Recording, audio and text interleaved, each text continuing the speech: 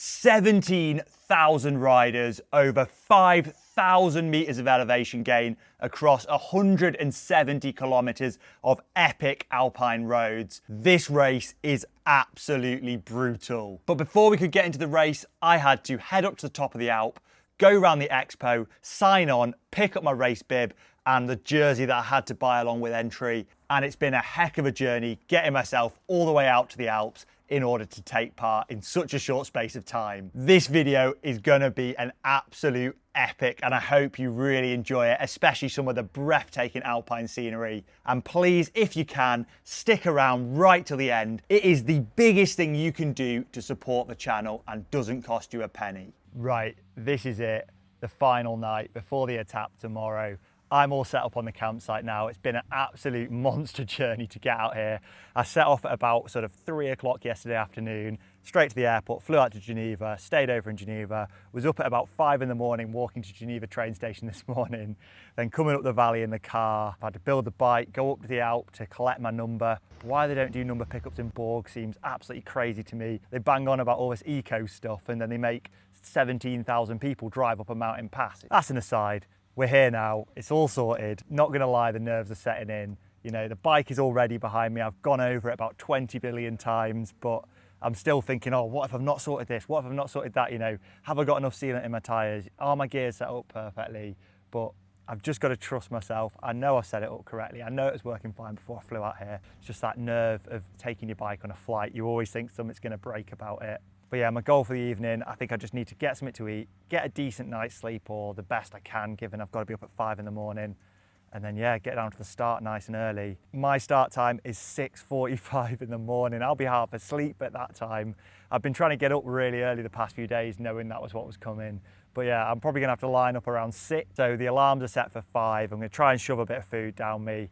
Probably not gonna have much of an appetite that early. So it's just gonna be do what I can and try and be ready to go. But yeah, I just thought I'd give some honest, sort of raw thoughts to the camera. I think honestly part of the nerves beyond the bike nerves is my form and like the unknowns of this event. You know, the altitude is quite a big unknown for me. You know, I've never really tried up at altitude. I've done like an effort up the Alpe, but not up at like 2,600 meters on the Galibier. So, you know, you see how it affects the pros and they're well trained and adapted for it.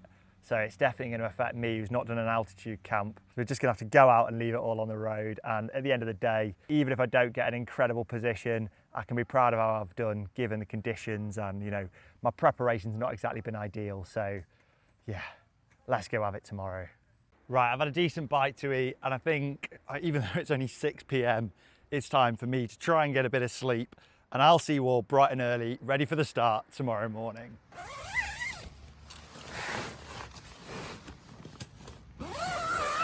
As you can see by how dark it is, not even 6 a.m. yet, and I'm riding down to the start. Blooming heck, this is early. I'm blooming cold as well. This is gonna be one of the biggest challenges, staying warm early, but then cold later. As we lined up at the start, you might think an event with this many participants would be absolute chaos. But I have to say, props to the organisers. It was pretty well organised. But unfortunately, the wave I was in meant I was starting 15 minutes behind the leaders. So as we rolled out of town, it was going to be a game of catching up as many positions as possible. Fortunately, really early on, a couple of guys tore past me and I managed to jump straight on their wheel, letting them pilot me through the 1,000-rider bunch we'd started in. It's a miracle I managed to stay focused enough on the bike that I didn't cause a crash at such a crazy early time in the morning. But yeah, I was absolutely flying through the group along the valley road before the big right-hand sweeping turn up past my campsite and through the village of Alamon before the climbing began.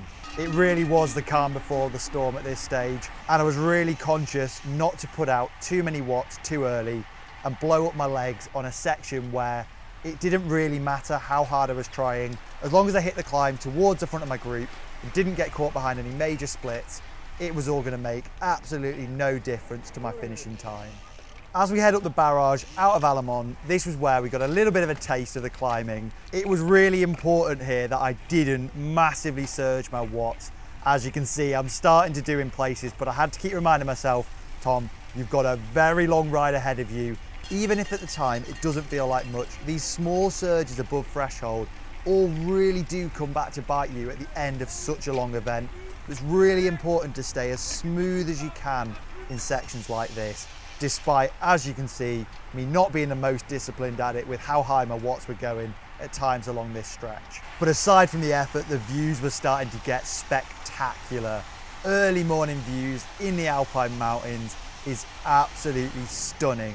But I couldn't let the views distract me, as we had a pretty hairy first bit of descending to do, with some riders being very eager to absolutely bomb it into the base of the first climb. I was just having to play it safe here and try to not get caught up in any crashes, or when, as soon as the road started going uphill, everyone pretty much slammed the brakes on and there was a ton of congestion to work my way through.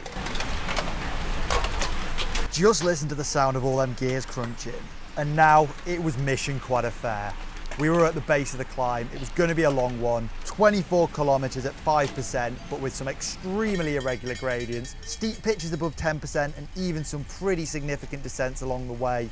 This was definitely a climb to pay attention more to your normalized than average power. And the mission was pretty simple here for me. Keep my power within check, around high 200s, low 300 watts, and try and make up just about as many positions as I possibly could, hoping to pass the top of the climb in a really strong group to pull me along the Maurienne Valley to get me into the Galibier in a good position, all whilst not going out too hard and completely blowing myself up. And I really was passing hundreds and hundreds of riders. This whole day just felt like an exercise of overtaking people. It was wild and actually quite good mentally, giving me a load of confidence in my form. Quick check-in 20 minutes into the Croix de Fer. Yeah, started pretty well. I'm pretty much towards the front of the 2000 pen, slowly passing all the 1000 riders.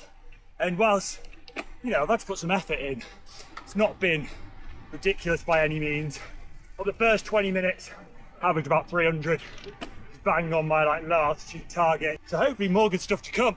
I think I've decided my goal for today, top 1000, which, assuming I don't do anything stupid and blow up, I reckon is very achievable. I'll be ultra careful on those descents. And with that, we hit the first downhill section of the Croix de Fer. This one is pretty significant, honestly. It's a couple of kilometers with proper downhill gradients. So given everyone was super eager to bomb it down as fast as possible, I was really careful to play it safe.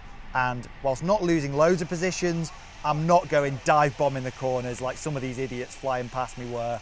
There's just no point taking risks like that this early on.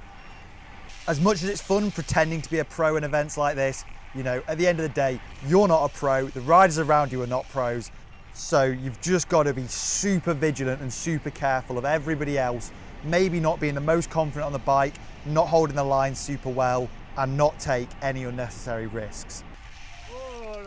But that short bit of descending was over too soon, right into one of the steepest walls on the entire climb. This bit is absolute savage and a place where you really can blow yourself up early if you go at this too hard. Another thing I'm making sure to stay on top of is my hydration, constantly sipping from my bottles, which were packed full of carbs, and slowly, yet again, one by one, picking off riders, including right here, GCN's Ollie Bridgewood, who'd started 7 minutes ahead of me. So considering he's a pretty handy rider, that was a good form check, giving me a decent bit of confidence early on in the day. And right here we have another example of what exactly not to do. Spiking your watts like that really never does you any favours. Yes, this is going good now. Nearly at the barrage, which is probably around 3/4 of the way up. We're probably about 2/3 now. But the good thing is, we're starting to see quite a lot of triple digit numbers. You started 15 minutes ahead, so clearly going pretty well. Just hoping it's not too hard. Got some decent wheels to follow though.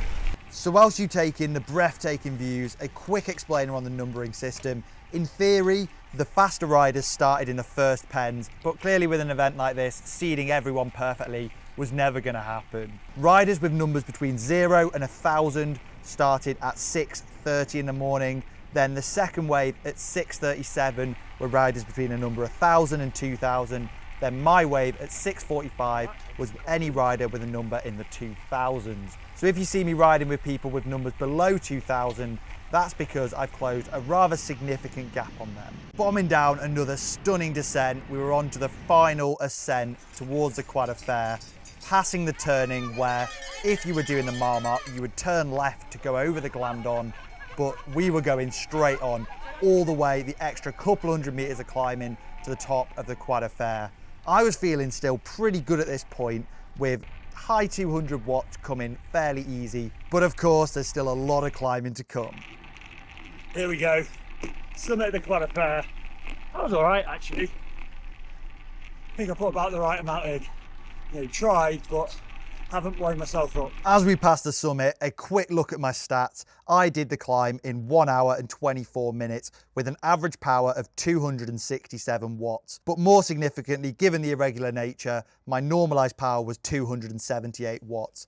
Bang on my pacing plan. Now it was time to refill my bottles at the feed station, which, considering I had 2 to refill, I think I did a pretty good job of before jumping back on a bike ready for the first major descent of the day. Now, unfortunately, despite my first name being Tom, Pidcock is not my surname, so it's going to be a nice, safe descent from me here with no crazy heroics. Oh, that was a quick change.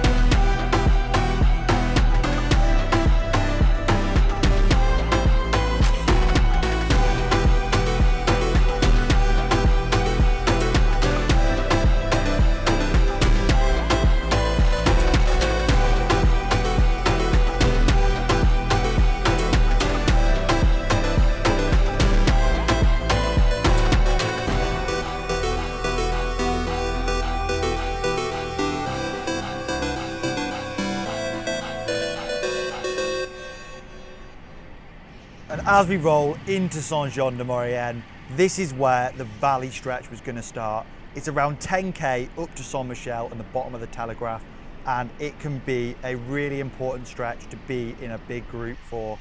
So I was hoping round here we would start to clump together, and fortunately that is exactly what happened.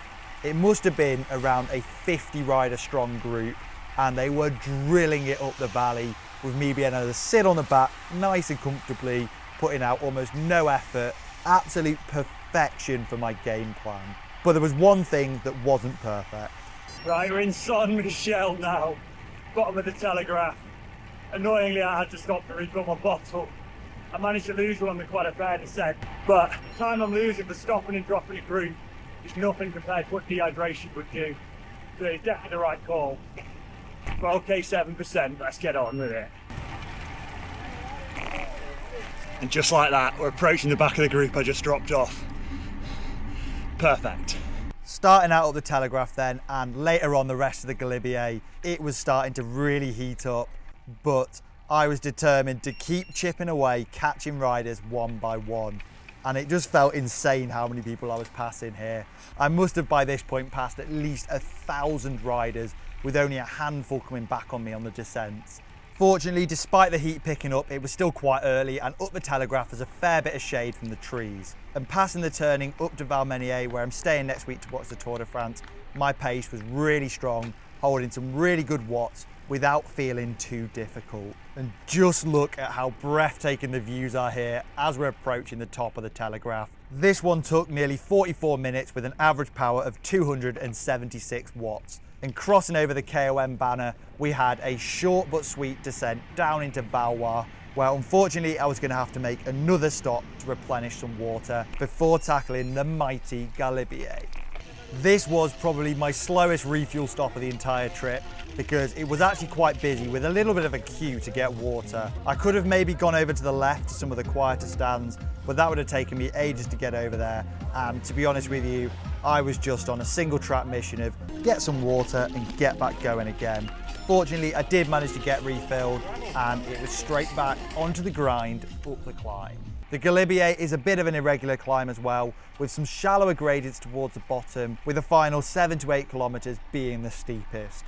And now it was time for business as usual, slowly picking off riders one by one. Fortunately, because I was having to ride solo for a lot up here, there was a really solid tailwind and I was spurred on by some of my favourite views in the entire Alps. Going up this valley towards the Galibier out of Valois, it just feels like you're going into this remote, high alpine terrain with huge mountains all around. As well, combined with the fact the gradients aren't too tough here, yeah, it's something really spectacular. But around here, we were just about starting to tick over the 2,000 metre mark, and that's where the altitude really does take its toll. Right, what we're coming to now is the start of the actual hard bit of the Galibier. This last sort of 8k is steep, hairpiny, and obviously the air's getting thin now. As much as it's tough, I'm feeling okay. Like, tentatively, but I'm still passing people, so that's a good sign.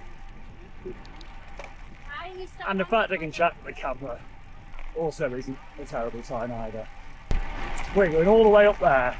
After passing the snap bar at the Plan de Lâcher, then we were on to the steep stuff, the hairpins up the valley wall, right up towards the Col. It really is a sequence of tight back-to-back hairpins for this stretch with some steep ramps in between. And as always, I was still picking off riders one by one, although at a little bit of a slower pace than I was doing earlier on. You can see up here at well over 2,000 meters now, some other riders were really starting to suffer with the altitude. Fortunately, despite dropping my watts maybe sort of 10% or so versus the other climbs, it wasn't affecting me too bad, and I was able to just keep ticking on at that slow, steady pace that I can do all day long. Just got the first view of the summit. Oh, got 500 meters of climbing to go. I'll be glad to get there. But I am trying to be rather conservative with the pacing, keeping it around 4 watts per kilo. And after what felt like an eternity, we were now into the nice open meadowy stretch, approaching the final kick up onto the Col. The wind was really blowing now, but fortunately mostly in the right direction, and I just had to keep it going, knowing that if I go over my limit here at altitude, you are gonna really pay for it. So I was being rather conservative, doing more like 240 watts on average for this last little bit. And it was a massive relief when we got to the tunnel and we took the left-hander over the Col, which you can now see just up on the horizon there. Passing the 1k to go banner, that was a relief, and I knew it wasn't going to be long now before I could refill my bottles and get on with an absolutely epic, yet slightly scary descent all the way down onto the low terrain. But I still had around 500 meters of the Galibier to go, and I was determined not to drop off the pace here, so I had to keep pushing and take in the stunning views. It really is quite a striking summit, this one, at up over 2,600 meters. But yet again, as I keep mentioning, I had to be really careful not to put in a massive surge here. When you're at altitude, putting in huge surges, you know, I probably could have kicked at 350 watts to the summit, would have taken a massive toll on my form later on. As we crossed the banner at the top, the Galibier from Valois had taken me 56 minutes with an average power of 251 watts, averaging 246 for the steep top section. Now it was time to refill my water again before the descent began. And what a descent it was gonna be.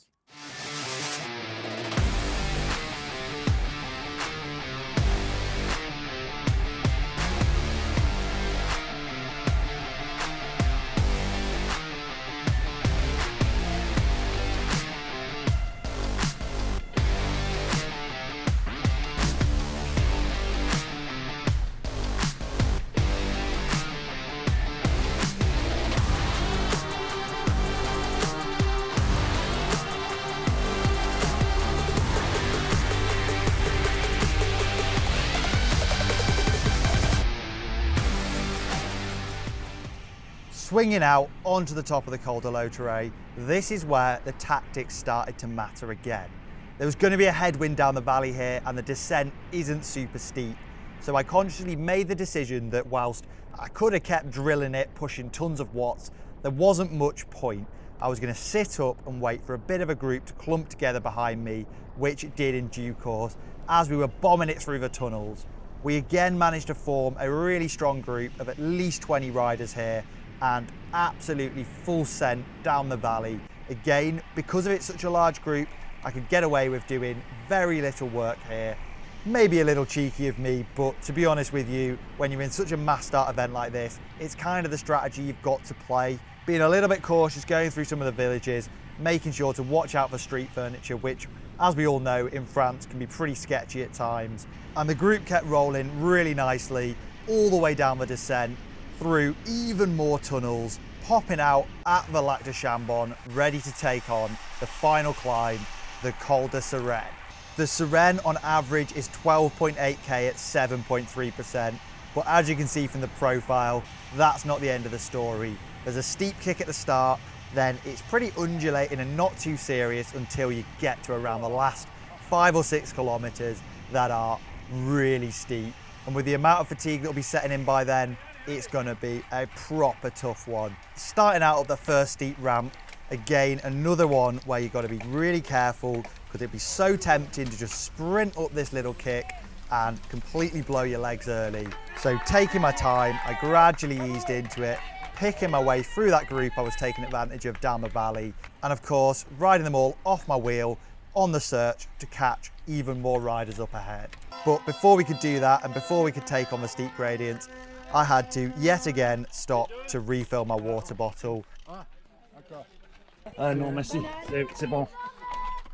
As annoying as these frequent stops were, it was really necessary, and it was my own stupid fault for losing my bottle down the Croix de Fer earlier in the day. Without losing it, I would have saved myself a good few stops, but there was no time for excuses because we were about to swing left onto the real steep final 6 kilometers of the Sarenne, and this was where it was going to get properly tough. My Garmin at this point was saying the average remaining gradient was over 9, nearly 10%, so it was time to get myself locked in on the grind right to the top. And with most of the riders around me having 3-digit numbers, knowing that any rider I could at least get close to, or well, within 15 minutes of, I was going to be on the final standings. So it was worth putting out every last drop of effort I had in my legs. But by this point, I can't underestimate the amount I really was starting to suffer. The sun was beating down on us by now, and despite it not being too much of a factor most of the day, it was starting to feel hot. But I just had to keep pushing and pushing and pushing, really concentrating on keeping my power nice and steady, not surging, but also not backing off too much. Counting the riders, I'm slowly ticking off, catching one by one. As the roadside became really quite craggy and cliff-like, that was the sign we were approaching the top, and the surface was getting pretty dire in places. I'd assumed they were going to resurface it ahead of the tour, but nope. It's pretty much left unchanged from last time I rode it back in 2013. The final few hairpins were disgustingly difficult, mostly just because of how tired my legs were at this point. But then something I was looking forward to came into view. I caught my first glimpse of that finish barrier, and I knew we were pretty much done for the day. It was just going to be a short descent down into the town, crossing the top with an average power of 246 watts, with the climb taking me just over 40 minutes. Now, it was the final descent, but I really did not want to crash here, especially with how sketchy the surface was down this one. You can see from the jitters in the camera, it was proper rough, and there were even bits of gravel out on the road, so you had to be super careful. But one little nasty surprise coming up was the fact there was actually a fairly significant climb on the way down here.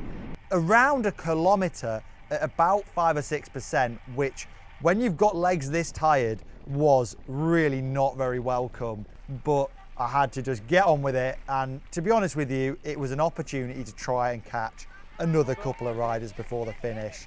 And then it really was time for the actual final descent this time. It was a really cool sweeping road, except for this one bit where we went in a tunnel under a hotel with a sudden corner in what was quite a dark tunnel, which I had to be really careful of, and I bet some people will have come a cropper on. Sweeping round them final few bends, nice and smooth, we were approaching the finish, and despite not being with anyone else and not really having any reason to, I had to give it a final sprint finish to the finish line. With all the fans banging on the barriers, it was an epic finish. Crossing the line, absolutely exhausted.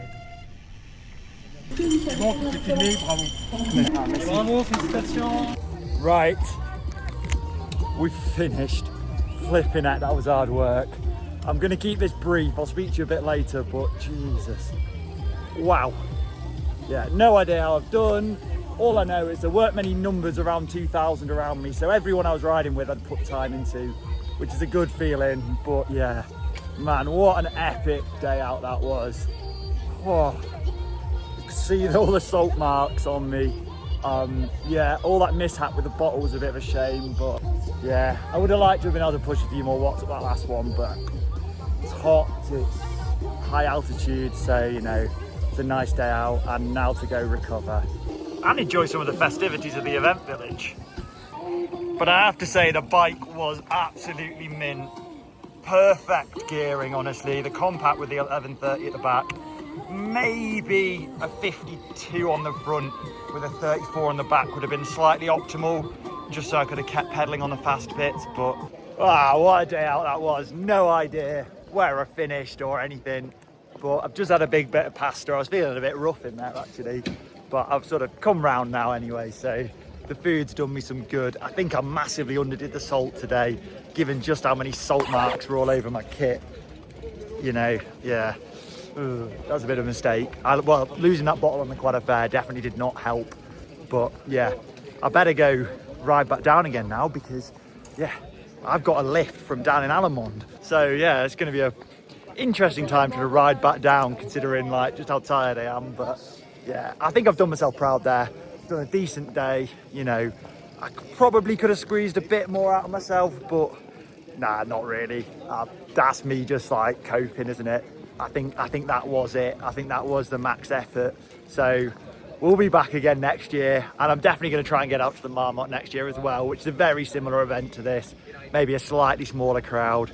But yeah, I think I definitely was in the wrong start pen, considering how much I was overtaking people all day, which was nice mentally, you know, to feel like you're constantly catching people. So yeah, I'm going to grab my bike back from the bike park, and then we're going to descend back down to town. So there you go. That was it, the Etape du Tour 2026. And now, whilst the results are a little bit confusing for this one, comparing the gun time versus the chip time that I actually took, I think I've worked out that I was around 244th, which doesn't sound great on paper, but when you work out there was over 15,000 riders that took to the start today, well, it seems a little bit more impressive then, especially considering how far deep in the field I started and the fact I'd set myself that target early on of coming in the top 1,000. Unfortunately, unlike at the Dirty Reaver, I was well off the pace of Ed Lavrat today, who I was hoping to be competitive with, but I've got the excuse he got to start with the fast boys, and I had to spend the whole day chasing after starting in the slow pen. And for a little bit of extra bragging rights, I put a serious amount of time into GCN's Ollie Bridgewood. So all in, I am really happy with my performance. Since this video is already long enough, I'll save deep diving into my performance and how my bike fared for another video, hopefully coming out next weekend. So make sure you get yourself subscribed so you don't miss it. And if you enjoyed it, please do me a favor and give this video a thumbs up while staying tuned for all the other content from my Alps trip. And I'll see you all in the next one.